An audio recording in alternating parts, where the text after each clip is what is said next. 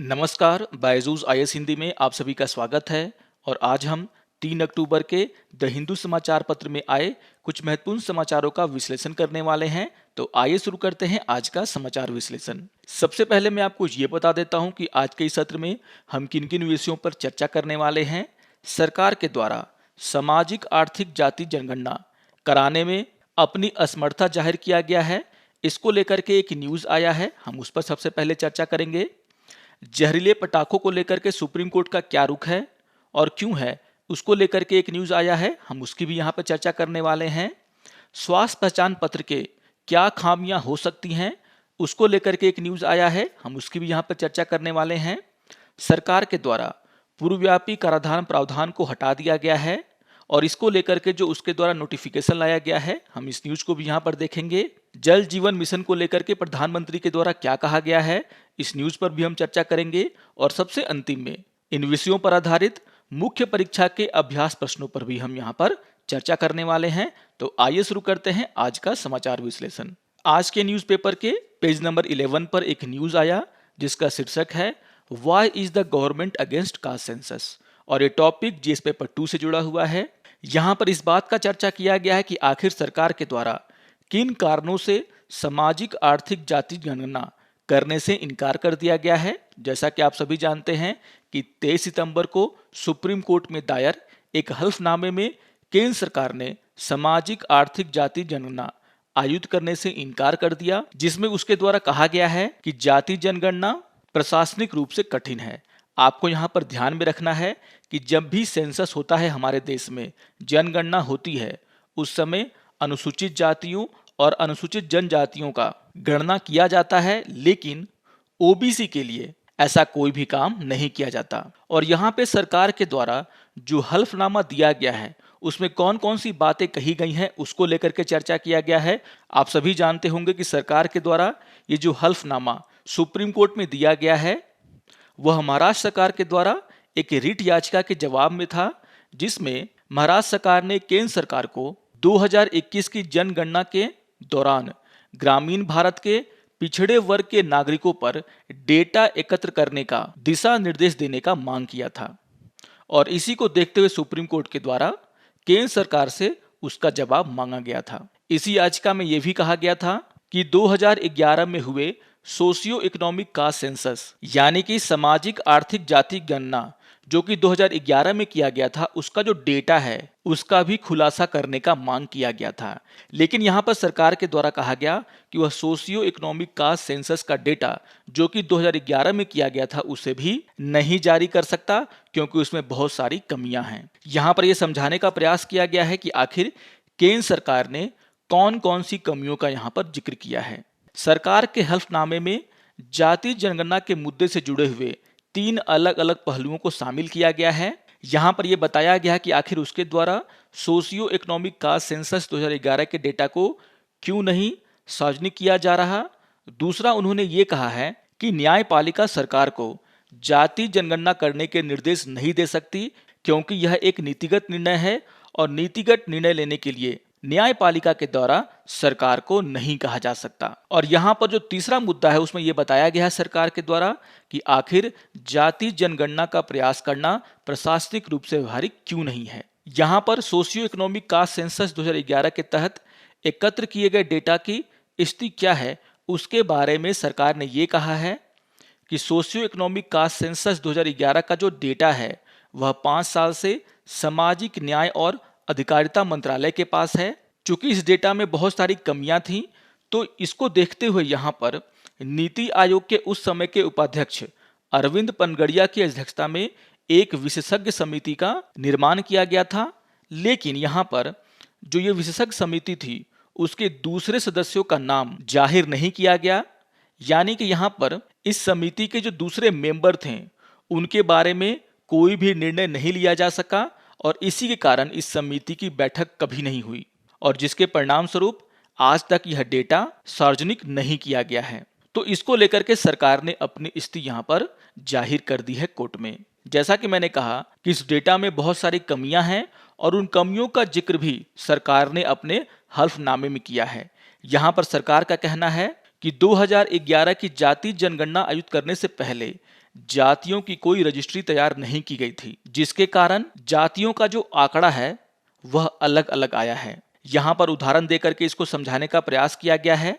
यहाँ पर महाराष्ट्र का उदाहरण दिया गया है और कहा गया है कि मौजूदा SC ST और OBC श्रेणियों में सरकारी रिकॉर्ड के अनुसार केवल 494 जातियां हैं महाराष्ट्र में, लेकिन जब 2011 का जाति जनगणना किया गया तो वहां पर महाराष्ट्र में 4,28,677 जातियां दर्ज हुई, जो कि कहीं से भी सही नहीं है। इसके अलावा यह भी कहा गया कि महाराष्ट्र की जो जनसंख्या है वह 10.3 करोड़ थी उस समय, और यहाँ पर लगभग 1.17 करोड़, जो कि लगभग 11% होता है कुल जनसंख्या का, बिना जाति के पाए गए। और इस आंकड़े पर भी विश्वास करना यहाँ पर मुश्किल है। यानी कि अगर इस डेटा को एक बार देखा जाए तो यहाँ पर कमियां साफ साफ उजागर होती हैं, और इसीलिए सरकार के द्वारा 2011 का जो जाति जनगणना हुआ था उसके डेटा को सार्वजनिक नहीं किया गया है। यहाँ पर यह भी कहा गया सरकार के द्वारा कि राष्ट्रीय स्तर पर जहां 1931 की अंतिम जाति जनगणना के अनुसार जातियों की कुल संख्या 4,147 है, जबकि अगर सोशियो इकोनॉमिक कास्ट सेंसस 2011 को देखा जाए तो यहाँ पर 46 लाख विभिन्न जातियों की उपस्थिति दिखाई गई है। तो यहाँ पर आप समझ सकते हैं कि जो डेटा है वो काफी अलग अलग आया है, और इसको देखते हुए सरकार के द्वारा इस डेटा को सार्वजनिक नहीं किया गया है। तो बहुत ही इंपॉर्टेंट बातें सरकार के द्वारा यहाँ पर कही गई है, जिसको आपको ध्यान में रखना है। यहाँ पर सरकार के द्वारा यह भी बताया गया है कि 2021 की जो नियमित जनगणना है उसके साथ क्यों जाति जनगणना नहीं हो सकता। यहाँ पर सरकार के द्वारा जो कारण दिए गए हैं उसमें पहला कारण है कोविड-19। आप सभी जानते हैं कि कोविड-19 के कारण भीड़ भाड़ से बचने की सलाह दी जाती है, और इसको देखते हुए सरकार का कहना है कि जाति जनगणना करने के लिए अलग से ज्यादा लोगों की आवश्यकता पड़ेगी, जो कि अभी के टाइम में सही नहीं होगा। इसका जो दूसरा कारण यहाँ पर सरकार के द्वारा दिया गया है वह जातियों की अलग अलग सूचना है। जैसा कि मैंने कहा, यहाँ पर यह कहा गया है कि केंद्रीय सूची में जहां 2,479 OBC जातियां हैं, वहीं अगर सभी राज्य और केंद्र शासित प्रदेशों की सूची के अनुसार 3,150 OBC जातियां हैं। यानी कि जो केंद्रीय सूची है और राज्यों की जो सूची है उसमें अलग अलग OBC जातियों का जिक्र किया गया है, जिसके कारण अगर ये जनगणना किया जाता है अभी तो यहाँ पर फिर से उसी तरह के डाटा आ सकते हैं जैसा कि 2011 में आया था। यहाँ पर सरकार के द्वारा जो तीसरी बात कही गई है उसमें यह कहा गया है कि जनगणना की तैयारी कम से कम 3 से 4 साल पहले शुरू हो जाता है, जहां पर जनगणना का सवाल तय किया जाता है और उसे अभी अंतिम रूप दे दिया गया है और इसका परीक्षण भी किया जा चुका है। इसीलिए अगर अभी नए सवालों को यहाँ पर जोड़ा गया तो इससे जो नियमित जनगणना है वो प्रभावित होगा, यानी कि यह संभव नहीं है। जो चौथी बात यहाँ पर सरकार के द्वारा कहा गया है वो ये है कि सरकार ने यहाँ पर यह कहा है कि संविधान के अनुसार अनुसूचित जाति और अनुसूचित जनजाति के लोगों की जनगणना नियमित जनगणना में होता है, लेकिन संविधान में कहीं भी ओबीसी की जनगणना करने का आदेश नहीं दिया गया है। यानी कि अगर हम संवैधानिक तरीके से देखें तो यहाँ पर ओबीसी जनगणना करने के लिए कोई भी प्रतिबद्धता सरकार की नहीं है, जैसा कि अनुसूचित जाति और अनुसूचित जनजाति के मामले में है। इसके अलावा जो पांचवी बात यहाँ पर सरकार के द्वारा कही गई है वहां पर उन्होंने सुप्रीम कोर्ट के फैसले का ही जिक्र किया है। यहाँ पर 2014 के सुप्रीम कोर्ट के एक फैसले का हवाला देते हुए सरकार ने कहा है कि जिस तरीके से सुप्रीम कोर्ट ने मद्रास उच्च न्यायालय के 2 आदेशों को रद्द कर दिया था, यह करके कि न्यायपालिका केंद्र को जाति जनगणना कराने का निर्देश नहीं दे सकता, उसी तरीके से अभी भी सुप्रीम कोर्ट के पास ये हक नहीं है कि वह सरकार को जाति जनगणना कराने का आदेश दे सके, क्योंकि यह एक नीतिगत फैसला है और नीतिगत फैसलों में न्यायपालिका हस्तक्षेप नहीं कर सकता। तो इस न्यूज में यह बताने का प्रयास किया गया है कि आखिर क्यों सरकार के द्वारा जाति जनगणना कराने से इनकार कर दिया गया, और इस न्यूज के सबसे अंतिम भाग में यह बताने का प्रयास किया गया है कि आखिर जाति जनगणना क्यों जरूरी है। जैसा कि आप सभी जानते हैं कि समाज के उद्धार के लिए सरकार के द्वारा बहुत सारी सामाजिक योजनाएं चलाई जाती हैं, और अगर सरकार के पास ओबीसी, एससी, एसटी का डेटा नहीं होगा तो वह इन लोगों के लिए सही तरीके से कोई स्कीम नहीं ला सकता। और इसी को देखते हुए यहाँ पर कुछ लोगों का कहना है कि सरकार को जाति जनगणना कराना चाहिए, जिससे कि सरकार के पास सही डेटा हो और सरकार उस डेटा का इस्तेमाल करके सही स्कीम, सही योजना ला सके। आज ये एक और न्यूज़ की हम यहाँ पे चर्चा कर लेते हैं। आज के पेपर के पेज नंबर 11 पर एक न्यूज़ आया जिसका शीर्षक है टॉक्सिक फायर क्रैकर्स, और ये टॉपिक जीएस पेपर 3 इन्वायरमेंट से जुड़ा हुआ है। इस टॉपिक पर हमने पहले भी डेली क्विज में एक क्वेश्चन किया है। जैसा कि आप सभी जानते हैं कि सुप्रीम कोर्ट के द्वारा 29 सितंबर को 6 प्रमुख पटाखा बनाने वाले कंपनियों को उसके पहले के आदेश का उल्लंघन करते हुए पाया गया, और यहाँ पर सुप्रीम कोर्ट के द्वारा सख्त नाराजगी इस पर जताई गई है। और अपने पहले के आदेश में सुप्रीम कोर्ट ने ये साफ साफ कहा था कि पटाखों में बेरियम साल्ट जैसे प्रतिबंधित रसायनों का उपयोग कम किया जाना चाहिए या फिर ना के बराबर किया जाना चाहिए, जिससे कि वातावरण में प्रदूषण कम फैले। और अपने इसी आदेश का उल्लंघन देखते हुए सुप्रीम कोर्ट ने ये सख्त बातें इन पटाखा बनाने वाली कंपनियों को कही हैं। 3 साल पहले सुप्रीम कोर्ट ने क्या आदेश दिया था, इसका जिक्र इस न्यूज में किया गया है। आपको एक केस याद रखना है जिसका नाम है अर्जुन गोपाल और अन्य बनाम भारत संघ का केस। और इस केस में याचिकाकर्ता के द्वारा पटाखों पर पूर्ण प्रतिबंध लगाने की मांग की गई थी, लेकिन यहां पर सुप्रीम कोर्ट के द्वारा पटाखों पर पूर्ण प्रतिबंध लगाने से इनकार कर दिया गया था। लेकिन अपने आदेश में उन्होंने साफ साफ कहा था कि पटाखों में जो केमिकल यूज होता है जिससे पर्यावरण प्रदूषित होता है, लोगों का जो स्वास्थ्य है वो बिगड़ता है, उसमें कमी करनी चाहिए। और जो नियम कानून बनाए गए हैं इन पटाखों को लेकर के उसका सख्ती से पालन किया जाना चाहिए। यहाँ पर सुप्रीम कोर्ट ने यह भी कहा था कि ये जो पटाखे होते हैं उसके कारण साउंड पोल्यूशन भी होता है, और उसको देखते हुए एक निश्चित सीमा से ज्यादा साउंड पोल्यूशन फैलाने वाले पटाखों को बैन कर देना चाहिए। और ये सारी बातें यहाँ पर सुप्रीम कोर्ट ने 3 साल पहले 2018 में कही थी, जिसका कि अनुपालन सही तरीके से नहीं किया गया। जैसा कि मैंने कहा कि पटाखों के कारण बहुत ज्यादा प्रदूषण फैलता है, और कई अध्ययनों में यह पता चल चुका है कि पटाखों का जलाना प्रदूषण का एक प्रमुख स्रोत है। दुनिया के बहुत सारे देशों में इस तरह के अध्ययन किए गए हैं, और हर देश ने यह स्वीकार किया है कि पटाखों के जलाने से प्रदूषण फैलता है और मनुष्य के स्वास्थ्य को हानि पहुंचती है। यहाँ पर केंद्रीय प्रदूषण नियंत्रण बोर्ड के 2016 का एक रिपोर्ट का जिक्र किया गया है, और ये रिपोर्ट दिल्ली के बारे में है।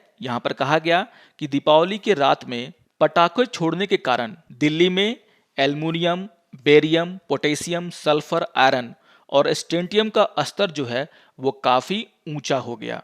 और दूसरा, इन पटाखों की आवाज से यहाँ पर साउंड पोल्यूशन भी बहुत ही ज्यादा हो गया। और इन सभी को देखते हुए सुप्रीम कोर्ट ने अपना फैसला सुनाया। इस न्यूज के सबसे अंतिम भाग में एक बहुत ही इंपॉर्टेंट डिस्कशन किया गया है जिसको आप लोग ध्यान में रखेंगे। यहाँ पर उद्योग जगत की स्थिति क्या है इसको लेकर के चर्चा किया गया है। जैसा कि मैंने कहा कि सुप्रीम कोर्ट ने 6 प्रमुख पटाखा बनाने वाली कंपनियों को अपने आदेश का पालन नहीं करने के लिए कड़ी बातें कही हैं, लेकिन यहाँ पर जो याचिका करने वाली कंपनियां हैं उनका ये कहना है कि देश में लगभग 2000 से ज्यादा पटाखा बनाने वाली छोटी छोटी कंपनियां हैं। और सुप्रीम कोर्ट ने जो आदेश दिया था 3 साल पहले, जो स्टैंडर्ड की बात सुप्रीम कोर्ट ने यहाँ पर पटाखा बनाने में की थी, इन 2000 निर्माताओं में से सिर्फ 120 पटाखा बनाने वाली ऐसी कंपनियां हैं जो कि ये क्षमता रखती हैं कि जैसा अदालत ने कहा था उस लेवल पर जाकर के पटाखे बनाएं। यानी कि अगर सुप्रीम कोर्ट के आदेश का पालन किया गया तो बहुत सारी जो छोटी कंपनियां हैं पटाखा बनाने वाली वो बंद हो सकती हैं, और जिसके कारण इन कंपनियों में काम करने वाले हजारों मजदूर बेरोजगार हो सकते हैं। और इसीलिए ये जो कंपनियां हैं वह हल्के नियम चाहती हैं, जिसके कारण इन कंपनियों के बंद होने का जो खतरा है उसको टाला जा सके, और यहाँ पर जो काम करने वाले मजदूर हैं उन्हें भी बेरोजगार होने से बचाया जा सके। लेकिन यहाँ पर सुप्रीम कोर्ट का साफ साफ कहना है कि 2018 में जो उन्होंने अपना आदेश सुनाया था वह सभी स्थिति को ध्यान में रखते हुए सुनाया था। यानी कि यहाँ पर सुप्रीम कोर्ट ने यह कहा कि उन्होंने लोगों के रोजगार को भी ध्यान में रखा, कंपनियों को भी ध्यान में रखा, और पर्यावरण को ध्यान में रखते हुए यह फैसला सुनाया था जिसका कि पालन होना चाहिए। तो जो भी यहाँ पर मैटर है टॉक्सिक फायर क्रैकर्स को लेकर के, उसको यहाँ पर समझाने का प्रयास किया गया है। उद्योग जगत का क्या कहना है उसकी बातें भी यहाँ पर रखी गई हैं और कोर्ट का क्या कहना है उसकी बातें भी यहाँ पर रखा गया है। आइए एक और न्यूज़ की हम यहाँ पे चर्चा कर लेते हैं। आज के पेपर के पेज नंबर 11 पर एक न्यूज़ आया जिसका शीर्षक है what are the concern of digital health mission, और ये टॉपिक जिस पेपर 2 से जुड़ा हुआ है। इस न्यूज़ में जो बातें उठाई गई हैं उस पर हमने पहले भी चर्चा किया है। आप 30 सितंबर का जो समाचार विश्लेषण है उसको जाकर के देख सकते हैं। वहां पर इसी मुद्दे पर मैंने चर्चा की है और उन्हीं सारे मुद्दों को यहाँ पर फिर से उठाया गया है। जैसा कि मैंने कहा कि डिजिटल हेल्थ मिशन में सरकार के द्वारा एक स्वास्थ्य पहचान पत्र दिया जाएगा और यहाँ पर जिस व्यक्ति को यह पहचान पत्र दिया जाएगा उसका सारा मेडिकल हिस्ट्री का डेटा उसमें रहेगा। तो यहाँ पर इसी को लेकर के चिंता जाहिर किया गया है कि भारत में डेटा प्राइवेसी का जो स्तर है वो काफी कम है और उसको देखते हुए अगर इन सभी लोगों का डेटा किसी प्राइवेट हॉस्पिटल, किसी प्राइवेट इंश्योरेंस कंपनी के पास चला गया तो वह इसका गलत इस्तेमाल कर सकते हैं। 30 सितंबर के द हिंदू समाचार विश्लेषण में भी इन्हीं बातों पर मैंने चर्चा किया है। मैंने वहां पर समझाने का प्रयास किया है किस तरीके से अगर ये डेटा प्राइवेट बीमा कंपनियों के पास चला गया तो वह आसानी से इस डेटा का इस्तेमाल कर सकती हैं, वह लोगों के रिस्क प्रोफाइल को बना सकती हैं और जिसको देखते हुए ज़्यादा रिस्क वाले जो लोग हैं उनको इन बीमा कंपनियों के द्वारा सस्ते हेल्थ प्लान नहीं दिए जाएंगे।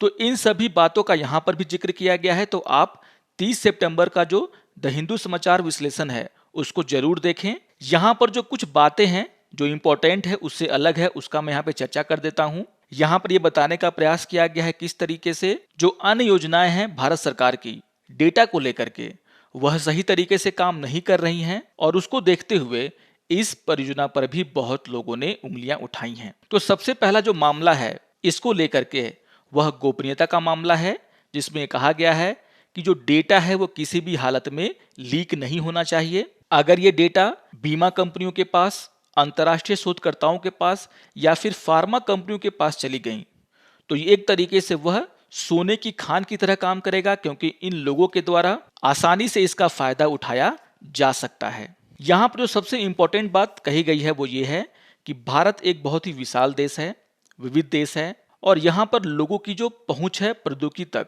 टेक्नोलॉजी तक वो काफी कम है। भारत में गरीबी ज्यादा है, भाषा की समझ बहुत ही कम है। तो यहाँ पर इस तरह की समस्याएं जो हैं इस योजना में आ सकती हैं जिन पर कि सरकार को ध्यान देने की आवश्यकता है। आइए एक और न्यूज़ की हम यहाँ पे चर्चा कर लेते हैं।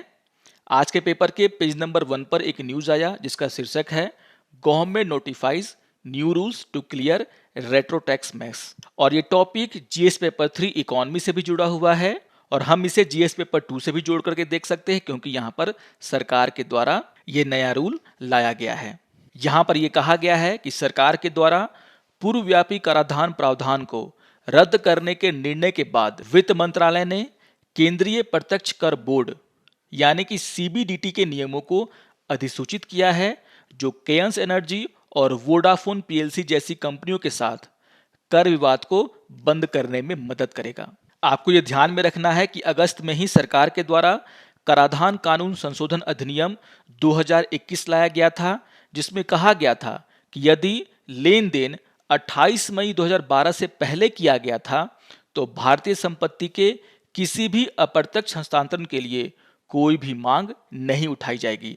तो यहाँ पर साफ साफ सरकार के द्वारा केयंस एनर्जी और वोडाफोन का जो मामला है उसे खत्म करने का प्रयास किया गया था और जो अगस्त में फैसला लिया गया था उसी कानून को यहाँ पर अधिसूचित किया गया है। अगर हम इन नियमों की बात करें तो नियमों में कहा गया है कि कंपनियों को पूर्वव्यापी कर लगाने के खिलाफ किसी भी फोरम के समक्ष किसी भी लंबित मुकदमेबाजी या कार्यवाही को वापस लेना होगा और यह भी आश्वासन देना होगा कि वे भविष्य में कोई भी ऐसा दावा नहीं करेंगे। तो जो नियम लगाए गए हैं उसमें साफ साफ सरकार का ये कहना है कि अगर कंपनियों को पूर्वव्यापी कर में छूट चाहिए तो यहाँ पर कंपनियों ने जो भारत के खिलाफ अलग अलग फोरम के समक्ष केस कर रखे हैं उन सभी केस को वापस लेना होगा और भविष्य में उनके द्वारा ऐसा कोई भी केस नहीं किया जाएगा भारत के ऊपर, इसका भी लिखित आश्वासन देना होगा।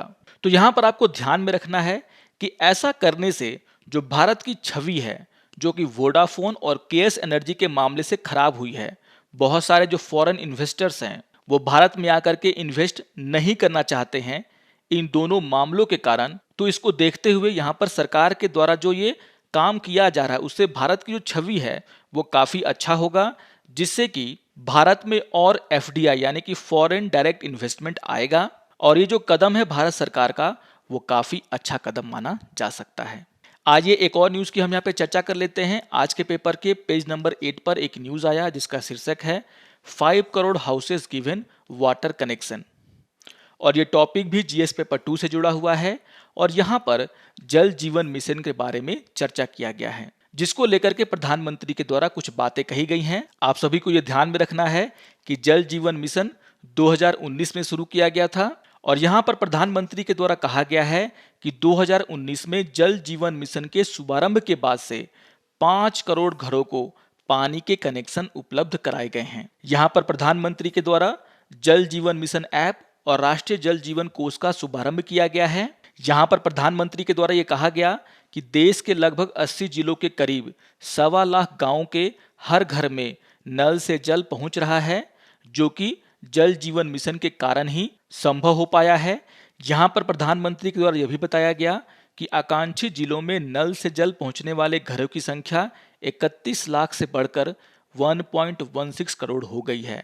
यहाँ पर आकांक्षी जिलों का मतलब है कि जहाँ पर जल की बहुत ज़्यादा कमी पाई जाती है।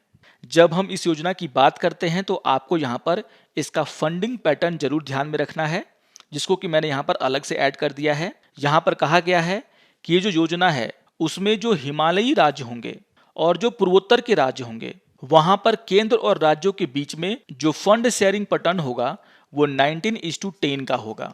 यानी कि यहाँ पर जो 90% खर्चा है वह केंद्र सरकार के द्वारा दिया जाएगा और 10% जो खर्चा है वह राज्यों को अपने तरफ से लगाना होगा। यहाँ पर आपको ये ध्यान में रखना है कि जो केंद्र शासित प्रदेश हैं वहाँ पर 100% फंडिंग जो है वो केंद्र सरकार के द्वारा किया जाएगा और इसके अलावा जो बाकी राज्य हैं वहाँ पर जो फंडिंग का पैटर्न है वो 50:50 का है। यानी कि 50% खर्चा केंद्र के द्वारा और 50% राज्य के द्वारा यहाँ पर उठाया जाएगा। तो इस बात को आप लोग ध्यान में रखिएगा, फंडिंग पैटर्न को आपको यहाँ पर ध्यान में रखना है। आइए अब आज के विषयों पर आधारित मुख्य परीक्षा के अभ्यास प्रश्नों पर चर्चा कर लेते हैं। यहाँ पर क्वेश्चन नंबर 1 है, सरकार जाति जनगणना के खिलाफ क्यों है? इस प्रक्रिया को अंजाम देने में असमर्थ होने के क्या कारण हैं? चर्चा करें। तो बहुत ही इंपॉर्टेंट क्वेश्चन है, सबसे पहले हमने इस पर ही चर्चा किया था। और जब आप उत्तर की संरचना करेंगे तो भूमिका में ये बताने का प्रयास करेंगे कि आखिर ये जाति जनगणना क्या है, क्यों जरूरी है और क्यों इसे किया जाना चाहिए। और इसके मुख्य भाग में आप ये बताने का प्रयास करेंगे कि आखिर सरकार जाति जनगणना के खिलाफ क्यों है। तो जिन 3 अलग अलग पहलुओं पर हमने चर्चा किया था आप उसका यहाँ पर उल्लेख करेंगे और ये समझाने का प्रयास करेंगे कि सरकार ने अपने हल्फनामे में कौन कौन सी बातों का जिक्र किया है। आइए अब क्वेश्चन नंबर 2 को देख लेते हैं। क्वेश्चन नंबर 2 है, सुप्रीम कोर्ट ने पटाखे निर्माताओं पर क्यों रोक लगाई है? विश्लेषण करें। तो इस पर भी हमने चर्चा किया। यहाँ पर जब आप उत्तर लिखेंगे तो भूमिका में सुप्रीम कोर्ट के द्वारा जो फैसला लिया गया है उसकी चर्चा करेंगे और ये बताने का प्रयास करेंगे कि आखिर सुप्रीम कोर्ट ने ये फैसला क्यों लिया। मुख्य भाग में आप ये समझाएंगे कि इन पटाखों को जलाने से कितना प्रदूषण फैलता है, लोगों के स्वास्थ्य को कितनी हानि होती है। तो इन सभी बातों का आप यहाँ पे जिक्र करेंगे और उसके साथ साथ यहाँ पर आप ये भी बताएंगे कि आखिर उद्योग जगत का इस पर क्या कहना है। आशा करता हूँ कि आपको आज का ये समाचार विश्लेषण पसंद आया होगा। सारे टॉपिक्स बहुत ही इंपॉर्टेंट हैं और बहुत ही आसान भाषा में मैंने आपको इनको समझाने का प्रयास किया है। आप जरूर इन विषयों को पढ़ेंगे, समझने का प्रयास करेंगे और अगर ये वीडियो आपको अच्छा लगे तो आप जरूर इसे लाइक करें, शेयर करें और दूसरों को भी सब्सक्राइब करने के लिए प्रेरित करें। तो मिलते हैं समाचार विश्लेषण के अगले अंक में, तब तक के लिए नमस्कार और धन्यवाद।